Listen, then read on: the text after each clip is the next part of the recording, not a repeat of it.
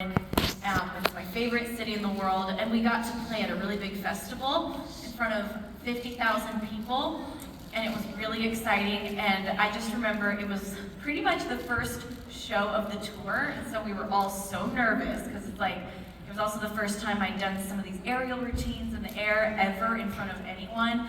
So we were all so nervous, and then when we did the show and when we ran off stage, we were so happy because we'd all worked so hard, and our whole team, everybody did their thing and did it well, and just as a whole team, we just squealed like little children. We were like we did it. So that was a pretty special, something I'll never forget. Yes. What was your favorite music video you've ever filmed? Okay, I will say, I think it might be a tie between Shatter Me, love that one, and Round Table Rival, just because it was so much fun. So yeah, those are probably up there as the two faves. Yes, with the little piggy tail buns. What's your favorite song that you've ever done? Favorite song that I've ever done? Honestly, probably Shatter Me. I know it's one of my favorite music videos, but just that whole project, it was really cool to get to tell such a personal story through music. And Lizzie Hale is amazing, and so getting to work with her on the song, and I just feel like sometimes there's certain art forms that you're like, that's like a once in a lifetime kind of creation that you're not going to ever be able to recreate, and that's kind of how I feel about Shatter Me. It's just such a unique, special thing to me. Yes? Have you ever been to Carnegie Hall? I don't think I've ever been. I've definitely never played at Carnegie Hall, and I've never been. Someday, I need to add that to my bucket list. We're going to put it on there.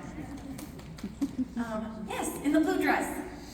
I really love your violin playing. How many years have you been practicing? I have been playing for 31 years now. Whoa. I know. And I started when I was 1 year old. Woman never reveals their age, right? It's hard to hide it though when you've got a number that large. In the back, in the sparkles.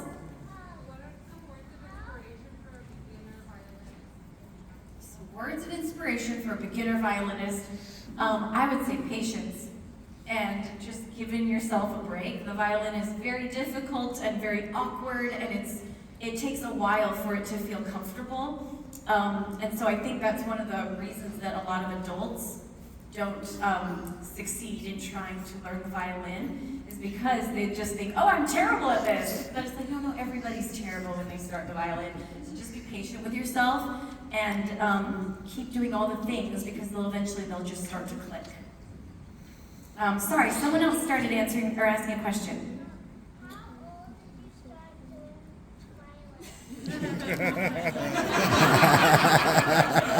I was 6 years old.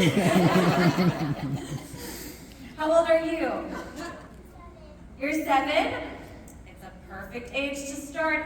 Violin, piano, dance, anything. I mean, any time is a perfect time to start. Yes? What's your favorite dance style?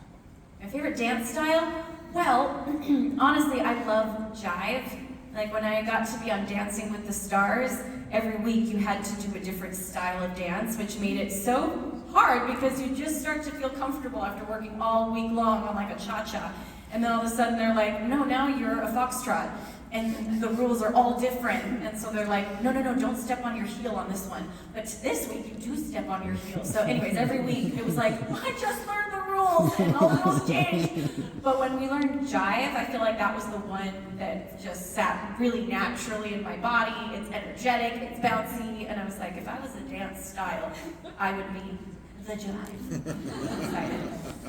Yes? What do I do when I need ideas?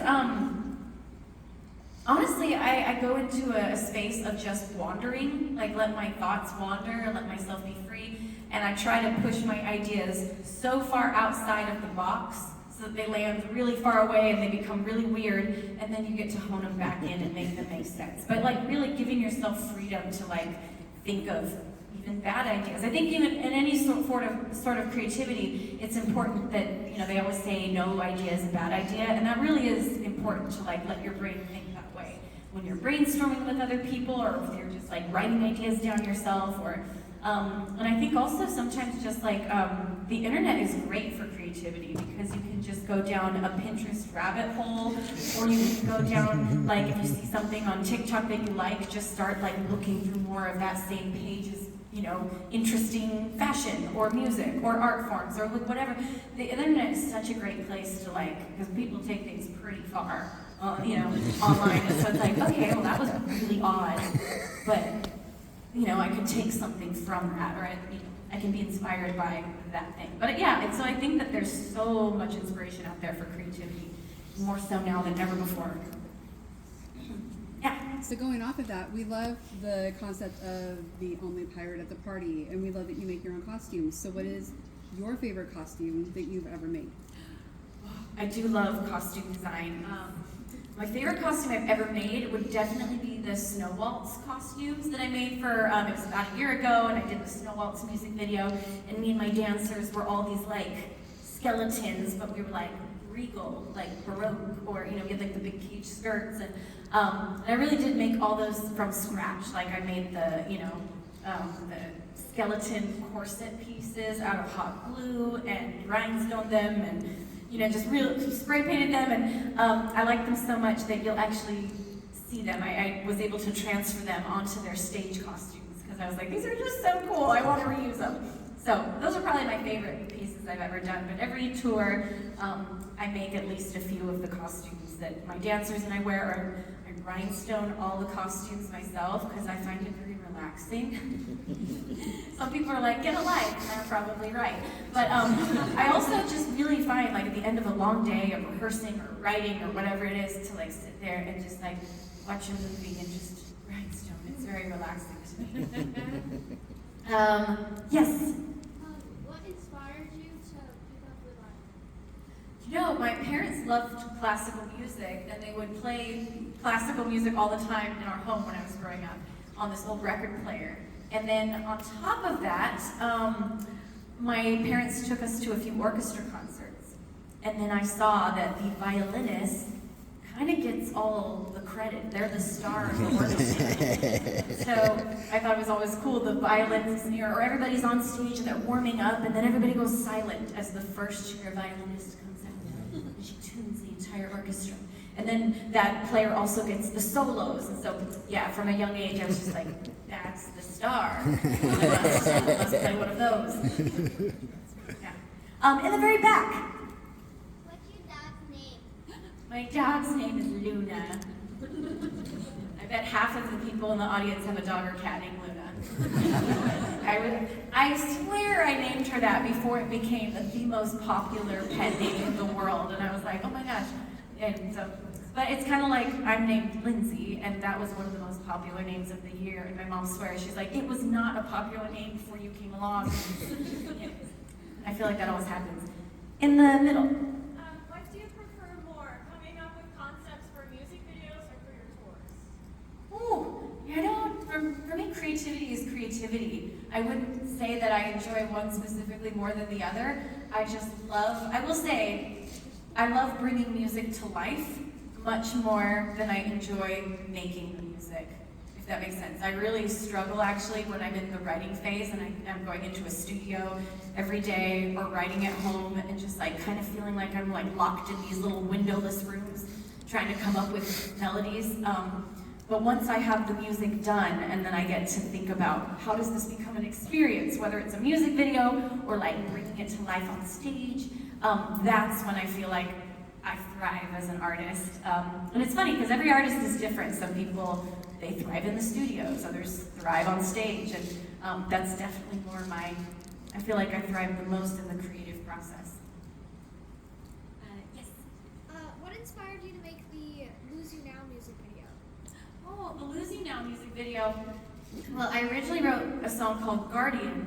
It's an instrumental that then became Lose You Now, which we basically, I worked with a guy named Mako who sings on it, and we wrote lyrics over Guardian because the concept of Guardian was always about my guardian angels and how, I lost my dad and my best friend several years ago, and I really do believe that they're looking out for me, and that we all have angels that are like so much closer than we ever could think I really think they're just, watching over us, and they're like, if only you knew how close I was and how much I help you. And it's kind of a comforting thought for me. And so I made the Guardian music video to kind of showcase like holding on to memories of this, your relationships from this life, and trying to like keep them all, in the video, this girl has this little projector, and she feels like that this is what's keeping her, her dad, my dad, close to her in her life.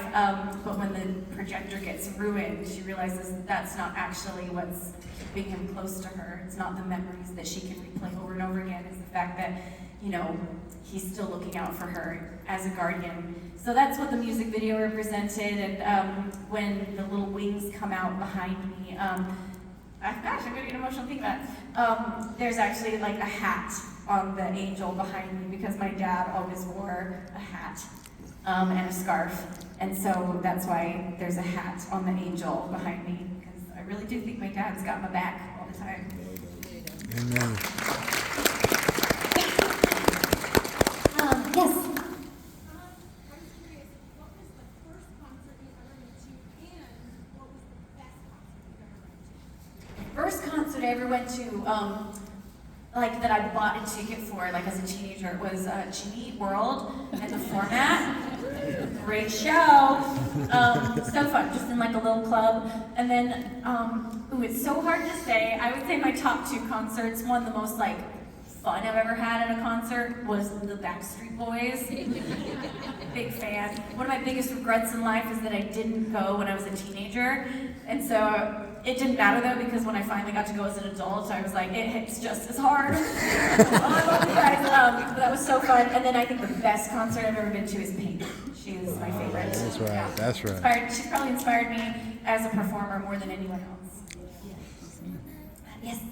I'm curious about your experience My experience with with drum and bass. drum and bass. I only did a few drum and bass songs back in, the day when I was really leaning hard into like EDM music, and I was doing a lot of dubstep, and I did a few. I'm trying to remember. There was a song called Heist, and then I think there was I'm trying to remember what the other one was. But I always thought drum and bass was really fun. It was like the almost, the music of like, just go, go, go, I can't sleep, just go, is what drum and bass makes me feel like. But it's very energizing and fun. You made it so beautiful we walked down the aisle. To drum and bass? To your I can't remember your specific song. But Was it Crystallized maybe? it was. Oh, so that's like the dubstep. Dubstep's a little more true to my heart than, like, drum and bass is fun, but I like the tempo of dubstep more. And that was my goal when I wrote Crystallized, I was like, I want to make dubstep beautiful. Because at the time, it was very just like a gritty, like, it was just a new emerging art form that was very like, And I was like, I want to make a version that even my grandmother could love. And that's There you kind of go. where Crystallized came from. So that's really cool that you walked down the aisle to that. That's very special, thank you. In the far back with the, I'm trying to see, you're in a dark shirt. Yes, Would you ever collaborate with Aurora? I love Aurora, and I would love to someday, yes, she's great. Okay, there was someone started talking, yes. What made you think to combine the violin and dance, and how do you stay dancing for so long without getting injured? Well, so I wanted to learn to, I guess in the beginning I just wanted to learn to like move and play, because being a classically trained violinist my whole life, I was always so rigid and so stiff, even more so than most classical violinists. Like, my teachers would even be like, kind of sway with the music. Lindsey, and I was just like this statue as I played. And so then when I started to write this really dynamic, big music, the end game for me was I always wanted to perform and put on a show. And I was like, well, I better learn how to make this visually engaging. No one's gonna wanna come to a show for this kind of music and like me look like a statue on stage. So it all started with just trying to be able to like walk around while playing and being able to like make eye contact with people and maybe like flick my feet or occasionally. And I don't think I ever would have imagined that it would get to where it's at now, because how difficult it was in the beginning to just do the simplest of movements. But for the last 12 years since I started trying to dance and play, I feel like every tour I push the envelope a little bit more, and I'm like, I can do a little bit better this time, or I'm gonna add this move. And so it's been a process of just slowly getting better and being safe with it. And I think that's what helps me not get injured. Not to say I haven't been injured. I've displaced ribs before, just from pulling myself, literally pulling the rib right out just through my muscles and movements. But yeah, it takes a lot of, we stretch extensively before every show. My dancers and I, we really try to take care of our bodies and do ice baths occasionally and just, keep the machine running. Yes, in the middle. Sorry, say it a little louder. What inspired me the most when I first started performing? I think from the time I was really young, I have had a strong need to entertain. And I mean it, from the time I was really little, I just always wanted to put on a show. And so for me, as a performer, whatever stage I've been at, I've always tried to bring the most that I possibly can. And I remember, my very first tour, I wanted production, but of course I couldn't afford production. We were playing in tiny little, sometimes even restaurants we were playing at. And so I bought the biggest TV I could buy, the biggest flat screen, and I edited little videos that would play on the TV that sat in the middle of the drum and the keyboards, just because I was like, it's visually entertaining. And, so it's funny to look back on that now, but it's like at the time, that's all I could afford, and it's been really fun every tour to be like, okay, what else can we add? Could we add a little bit of comedy? Oh, can we add a little bit of magic? Can we add, and just trying to figure out every time, what's a new way to, one, stretch ourselves as performers and try something new. Because I heard someone say once that if you get bored touring, that's your fault. And it's so true. It's like, it can be, it could very easily become very monotonous doing show after show after show for years and years and years, but it's up to me to keep it exciting, not only for my audience, but for myself as a performer. Make sure I don't check out in the middle of a show because it's so written at this point.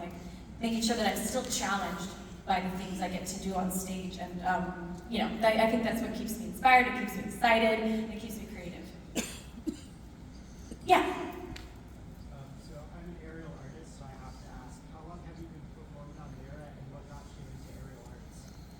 Well, what are you, you said you do Lyra? Lyra is my favorite. So I originally actually got into aerial arts because I love Cirque du Soleil. And I've been, I went to several Cirque shows, and the first aerial art I actually tried was hair hanging. I don't know why. Well, I think I do know why. It's because I always thought it would be so cool to combine that with my performances, but I didn't know how to do it because I need both my hands most of the time to play the violin. And I saw a hair hanger, and I was like, oh, both her hands are free because she's hanging by her hair. Anyways, I trained for several months, learned a routine. It was terrible. The routine actually looked pretty good, but the experience was awful for me personally. I have so much respect for the hair hangers. Don't know how they do it. I had a headache for about 3 months straight. But it was kind of traumatizing. But at the same time, I was so excited by okay, that obviously wasn't for me, but what else could I try? And so I switched to try Lyra and fell in love with the Lyra. I've done a little bit of trapeze work, and I've now been training at it for 3 years, and I think 3 years. And it's exciting, I love it. I will say, I'm so sorry, the stage tonight does not allow for it. So we won't be doing any of our aerial stuff tonight, which I am always a little bummed at, but don't worry, we still have a full show that, we do on the nights when we can't do the aerial stuff. So I was gonna ask. But yeah, I thoroughly enjoy it. And again, it's been a really cool challenge to push my body a little bit farther. And I also will say there's something really cool about learning how to use your body as an instrument more than an ornament. because I feel like with anyone, but especially as women in this society, we're taught so often that our bodies are ornaments to be looked at instead of instruments to be utilized. And I've loved training as an aerialist because it's the thing more than anything. I haven't always had the best relationship with my body, and that's what Shatter Me was written about.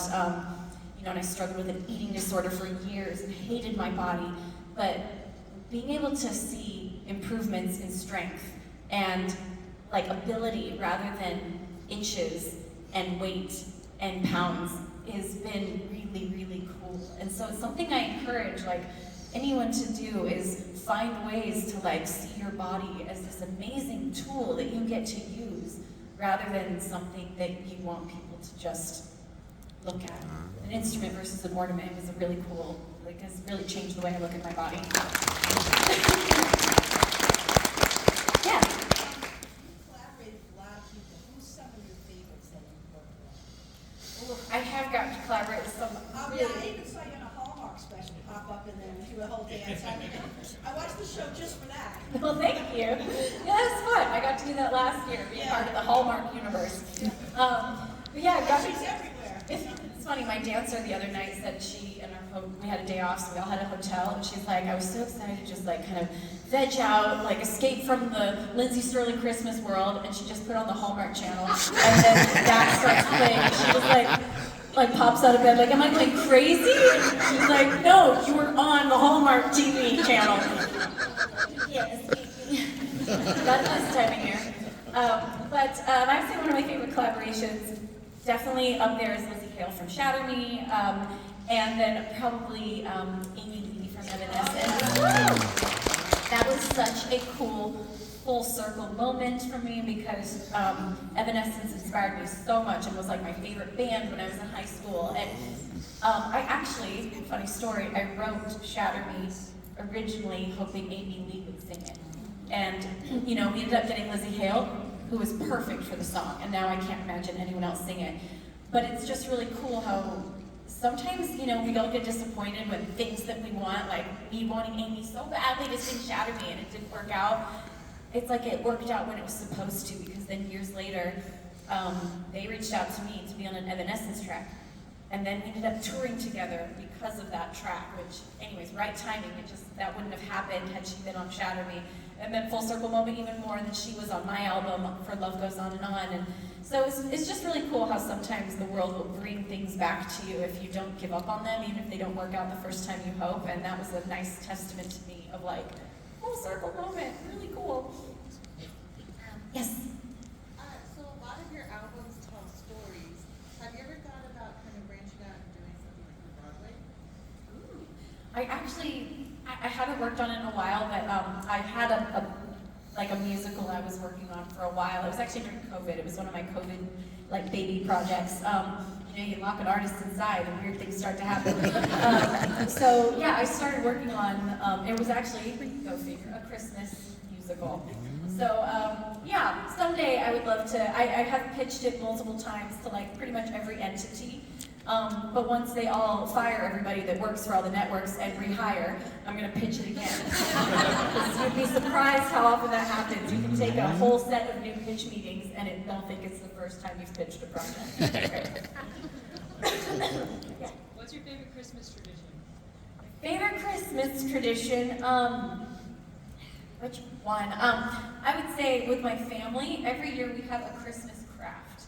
I love crafting. I'm a very crafty person, and so do all my sisters. And it's funny because we actually kind of started getting into this once grandchildren started showing up. All my sisters have kids, and so we were like, we'll do a Christmas craft for the kids. Kids are always done within 5 minutes, and then it's me and my mom and my sisters for hours. We're like, watch another movie, just put another one on. And we're all still crafting, and it's one of my favorite things. Every year we think of a different one. Yes? What was your first show? My first ever ticketed show was actually in New York City, and I remember at the time I was just playing as kind of a nameless violinist. Like what was the first show you saw? That I saw? No, sing. Oh, what was the first show I sang in?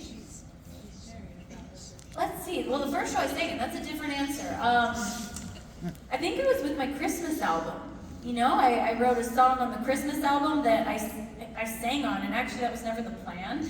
It's just, I remember we had a few vocalists cut the song, and I just we didn't feel like their voices were quite right for the song, and so I ended up being like, well, I guess I'll sing it. Like, I sound okay on it, so it was warmer in the winter, and then I didn't really think about the fact that that meant I had to sing live too, and then right for the tour, and I was like, the title track of the album is the name of the tour, Warmer in the Winter, and I was like, so I have to perform that song, and then I was terrified, because I'm a much better violinist than I'm a singer, so I practiced really hard to like, make sure I didn't make a fool of myself on stage. Finish that story. Finish the other story.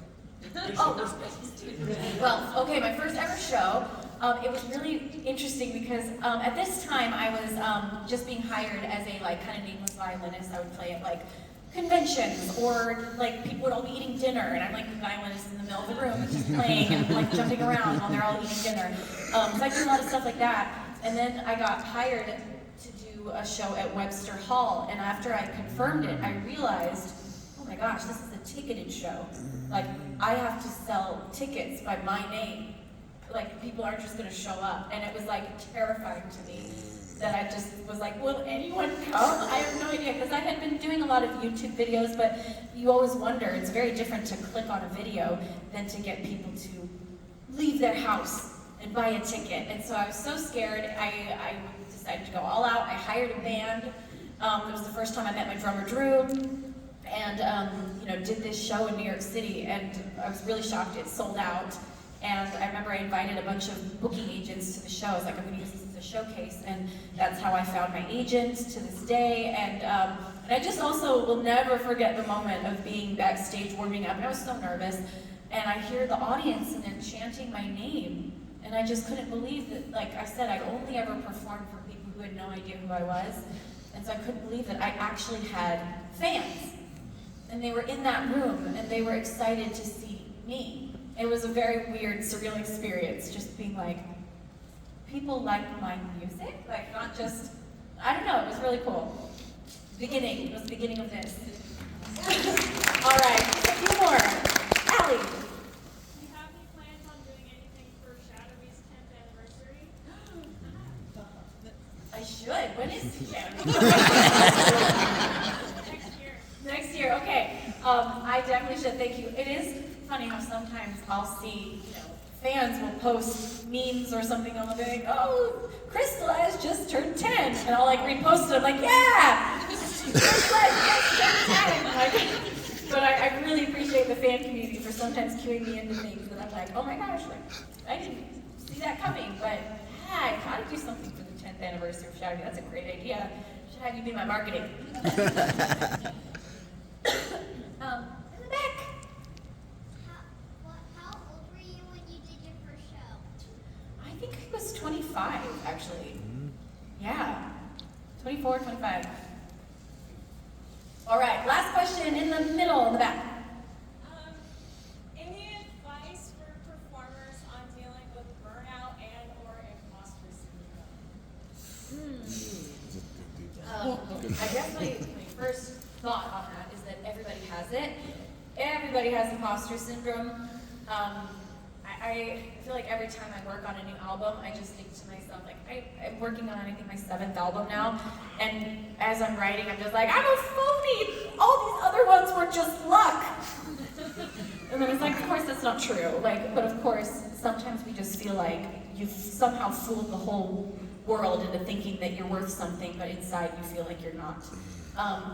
So I think sometimes it's just that awareness and being able to like listen to, I think there's so much power in stopping and listening to the voices that are in your mind and like really evaluating, is this something that I honor? Is this something I want to believe? Or is this something that I am spinning in there and I'm ruminating over and making it worse? And am I becoming my own worst enemy in this moment? And really listening to those voices and talking through the process of being like, actually, no, I'm not going to choose to believe that today because this is the truth. And your mind can't argue with reason.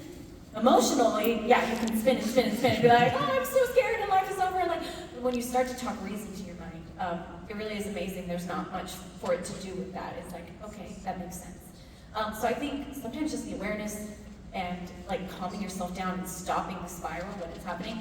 And then burnout, I think sometimes I like to just switch mediums if I'm really burnt out in writing. Sometimes, especially if I just feel discouraged and it's like, wow, I haven't written anything good in a long time and I'm creatively beating myself up right now and feeling really discouraged, I'll like switch to another creative modality that's like an easier win for me, just to get a win under my belt of like, okay, I am good at being creative. It's for me, sometimes that means like working on a costume or working on some show ideas. You know, it's just something completely different that lets me be like, I can do this. And then you can go back to whatever you were feeling really discouraged or burnt out in with a little bit of wind in your sails and not quite as, beat down. So that's something I do quite often, is just switch to something else for a while.